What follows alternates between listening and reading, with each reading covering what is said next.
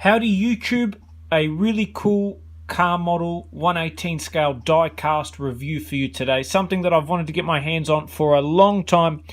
One of the better looking motorsport racing cars out there currently, and that is of course my favourite driver conveniently, the 2017 Fernando Alonso McLaren Honda Andretti Motorsport Indycar.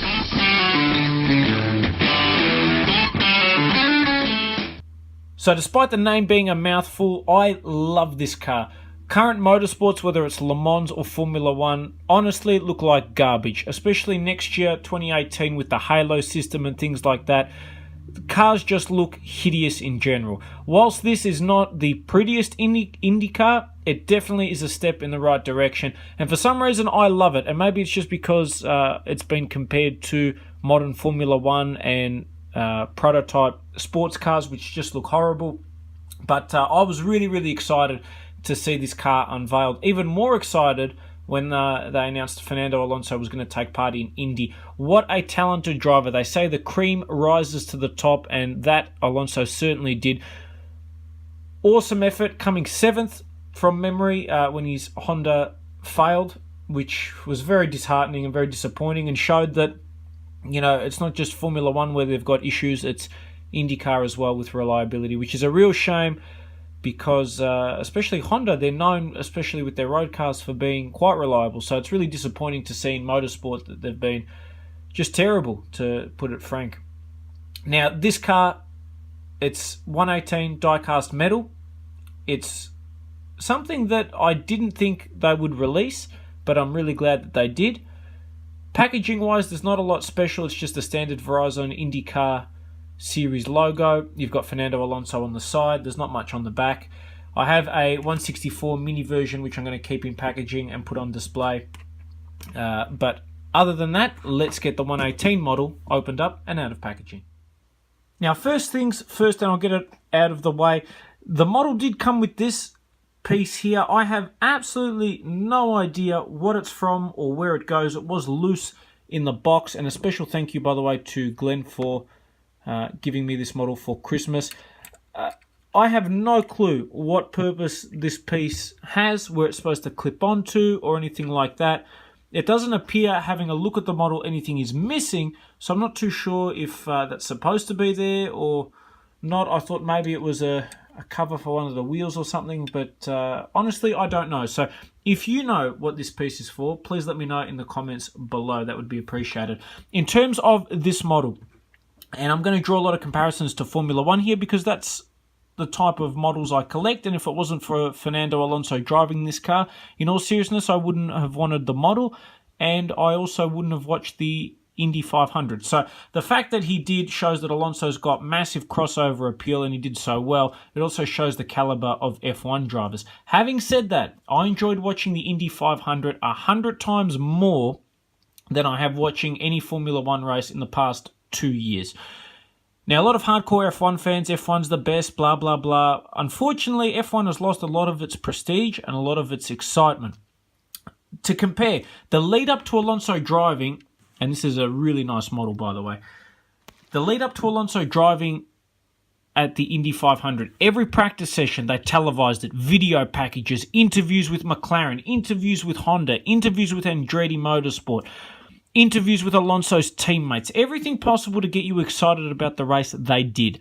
In the actual race as well, coverage was awesome. Racing non-stop. The lead changed hands that many times, especially towards the end of the race. You had, you know, the top 5 dropping off like flies, the ones that everyone thought would win. Something, you know, whether it was a fuel issue, reliability issue, getting overtaken, it didn't matter. There was always action, and that's something that I thought was fantastic and very refreshing. In terms of the model itself, it's a lot cheaper than a Formula One model, which is great, but it does have, I don't want to say less detail, but little things like, for argument's sake, the wheels do not turn like on a Mini Champs F1. Parts do not come off like some of the higher-end F1 models. Although it looks like, and I did think the engine bay could come off, it doesn't. You can, with a little bit of force, take off the cockpit safety harness, but I'm not going to do that because I don't want to wreck the model. So detail-wise, what you see is really what you get, but it does look great. All the sponsors and everything are accurate. The color scheme on it is really nice as well. It's a very light orange. I'm not sure how well that comes across on camera, but you can definitely see all of the sponsors and everything as well. So a really cool model. And a quick look at the front of the model as well. I love the design, how it comes across really smooth. I like the gap in between the wheels. Now, just to address the question I had earlier as to what this piece does, I have just noticed that it is supposed to clip in at the back here. So that's very handy that I answered my own question. And a big relief. I'm looking forward to fixing that up. But a great looking car, and McLaren did such a good job as well. Highly recommend this model, especially if you're an Alonso fan. And realistically, if you're not an Alonso fan, I think there's something wrong with you. Just a raw racer and a natural talent. And definitely one of the nicest racing car models I've come across. If you can find this model, I think it's well worth picking up. It's something different, something very cool. And just before I finish off the review, I'm going to show you how it stacks up to some Formula One models as well. So just for comparison, we've got a Formula One 1/18 scale model from a few years ago. Barago Formula One models, by the way, have been fantastic. Cannot tell you how impressed I am with the quality and price point that they've been putting out. Really, really awesome. But if you compare it to the Indycar, obviously they're completely different design-wise. The Indycar is much wider. I think it looks a little bit tougher as well. Size-wise, they're about even for length, but definitely the Indycar is much wider. One thing I wish, and it's going to annoy me to no end, that they gave you an Alonso figure in the actual car. That would have made this probably one of my favourites, at least in recent memory.